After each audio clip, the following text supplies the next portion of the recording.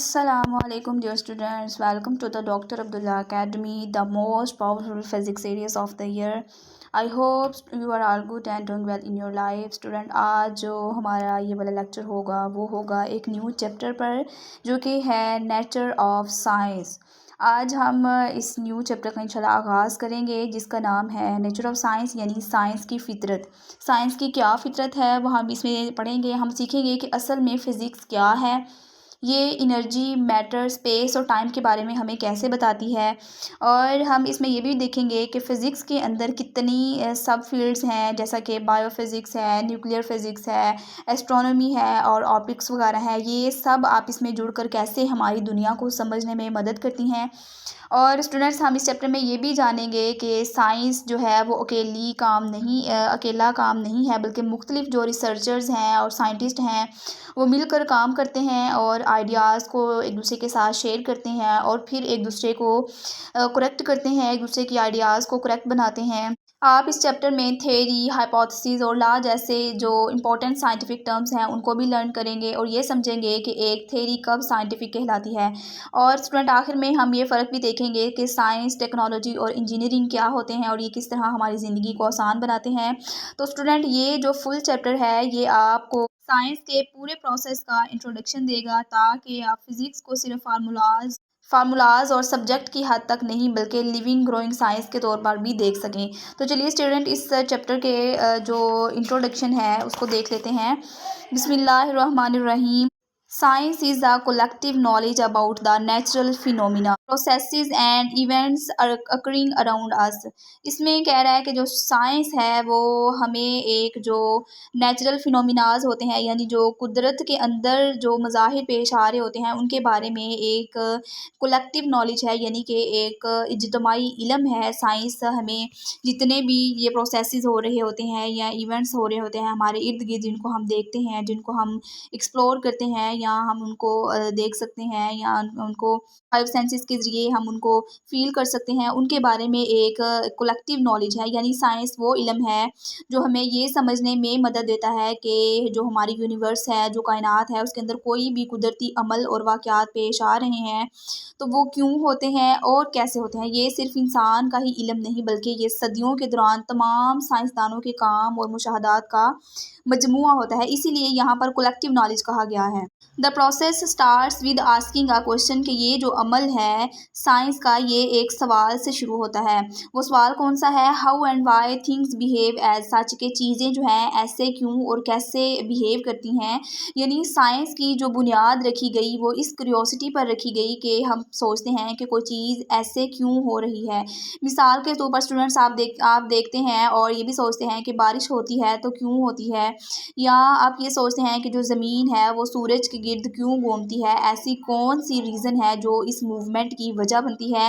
इन तमाम सवालात के जो जवाबात हैं तलाश करना ही साइंस की शुरुआत है। यानी साइंस को जो चीज़ बनाती है वो क्यूरियोसिटी है या किसी भी चीज़ के ऊपर क्वेश्चन रेज करना है।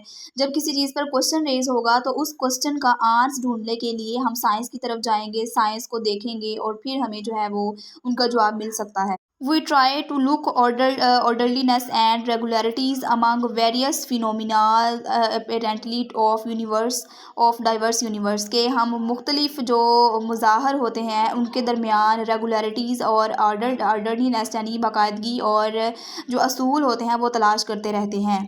यानी साइंस हमें ये दिखाती है कि कुदरती वाक़यात जो होते हैं, जो नेचुरल जो फिनोमिनाज हो रहे होते हैं, वेरियस नेचुरल फिनोमिनाज होते हैं जैसे नज़र आ रहे होते हैं, तो उनमें कोई मुश्तरका असूल है या नहीं है। जैसे स्टूडेंट्स, हम देखते हैं कि दिन रात में बदल रहा होता है और रात दिन में बदल रहे होते हैं, और मौसमों का आने जाना, और उसके बाद हम देखते हैं कि जो ग्रेविटी की फ़ोर्स है उसका हर चीज़ पर यकसा तौर पर अमल करना। तो ये सब चीज़ें हैं, इनके अंदर एक ही कानून जो है वो समझ आ रहा होता है। तो यही कह रहा है कि क्या हम देखते हैं कि इनके अंदर जो है वो कोई वो ट्राई टू लुक ऑर्डरलीनेस और रेगुलरिटीज़, इन चीज़ों के अंदर रेगुलरिटी या जो है बाकायदगी और असूल पाया जाता है। तो इन सब चीज़ों का अपना अपना एक असूल होता है, तो वही जो है हमें साइंस बता रही होती है।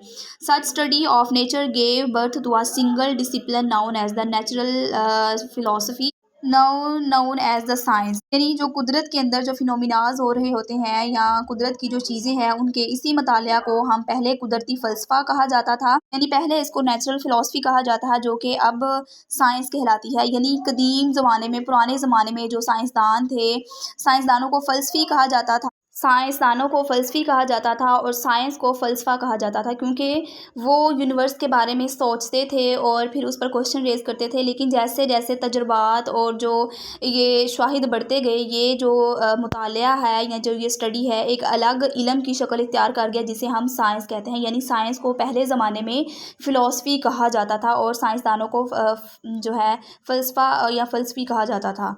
In the nine there was a tremendous increase in the volume of scientific knowledge at the beginning of 19th century।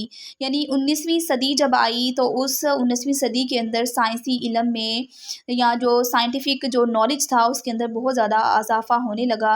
इस दौर में स्टूडेंट्स जो एक्सपेरिमेंट्स थे या जो मुशाहदात थे और नई जो इजादात थी इतनी तेज़ी से होने लगी कि इंसान के पास कुदरत को समझने के लिए बहुत ज़्यादा इंफॉर्मेशन या मालूमात जमा हो गई। तो ये जो दौर है यानी 19वीं सदी का, 19th सेंचुरी का ये दौर जो है साइंस की तरक्की का सुनहरा दौर, गोल्डन इरा माना जाता है। यानी इस दौर के अंदर बहुत ज़्यादा नेचर के ऊपर एक्सपेरिमेंट्स होने लगे और लोगों ने नेचर को बहुत ज़्यादा एक्सप्लोर करना शुरू कर दिया और इस दौर के अंदर बहुत ज़्यादा लॉज, प्रिंसिपल जो है देखने को सामने आई। इसलिए जो 19th सेंचुरी है, 19th सेंचुरी का जो इरा है उसको गोल्डन इरा भी कहा जाता है साइंस के हवाले से। This made it necessary to classify the science of nature basically into two main disciplines। इसी वजह से जो है साइंस को दो बड़े शोबों में या दो बड़े डिसिप्लिन्स के अंदर तक़सीम करना बहुत ज़्यादा ज़रूरी हो गया। दिस मेड इट नेसेसरी यानी ज़रूरी हो गया साइंस को डिवाइड करना दो मेन शोबों में इसको डिवाइड करना जो है ज़रूरी हो गया। यानी जब इल्म बढ़ता गया तो एक ही जगह पर सब चीज़ों का इकट्ठा रखना बहुत ज़्यादा मुश्किल हो गया।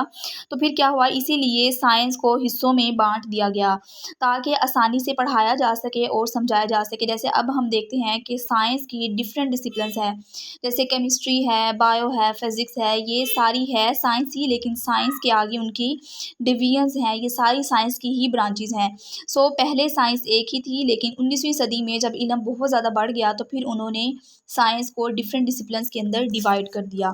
तो आगे देखते हैं the biological sciences which deal with the living things. अब यहाँ पे उसने कहा कि दो डिसिप्लिन्स के अंदर उसको डिवाइड कर दिया गया। पहला कौन सा था, biological sciences which deal with the living things. फिर उन्होंने क्या किया, लिविंग थिंग्स की अलग से साइंस बना दी और नॉन लिविंग थिंग्स की अलग से साइंस बना दी। एक उन्होंने पहली जो है बायोलॉजिकल साइंस बनाई जो कि किसके लिए थी, लिविंग थिंग्स यानी जो जानदार चीज़ें होती हैं उनके मतलब एक अलग से साइंस बन गई। ये वो साइंस होती है जिसमें इंसान की, जानवर और पौधे और तमाम ऐसी चीज़ें जो ज़िंदा होती हैं या जो ग्रो कर सकती हैं, जिनके अंदर बीमारियां मौजूद होती हैं, जिनके अंदर ज़िंदगी का पूरा निज़ाम मौजूद होता है, इस साइंस के अंदर हम उन चीज़ों को स्टडी करते हैं। यानी ये हमें ज़िंदगी के असूल और ग्रोथ किस तरह से होती है और बीमारियों का आना जाना और जिस्म के मुकम्मल निज़ाम के बारे में हमें मालूमात फ़राहम करती हैं कौन, बायोलॉजिकल साइंस। देन उसके बाद जो सेकंड ब्रांच थी वो थी हमारे पास physical science. The physical science which are about the study of non living things. ये किसके बारे में थी, नॉन लिविंग थिंग्स के बारे में, यानी बेजान चीज़ों के बारे में जो हमें मालूमात देती थी वो कौन सी साइंस थी, फिजिकल साइंस। इसमें स्टूडेंट्स साइंस, ये जो साइंस की जो शाख है इसके अंदर हम ज़मीन, मादा, एनर्जी और चट्टानों और ये तमाम जो भी बेजान चीज़ें हैं उनका हम मुतालिया फिजिकल साइंस के अंदर करते हैं। और ये हमें बताती है कि मादा कैसे मूवमेंट करता है, यानी मैटर किस तरह से हरकत करता है और जो एनर्जी है वो किस तरह से काम करती है। यानी पता चला कि जो बायोलॉजिकल साइंस है वो this is all about living things and physical science is all about non living things.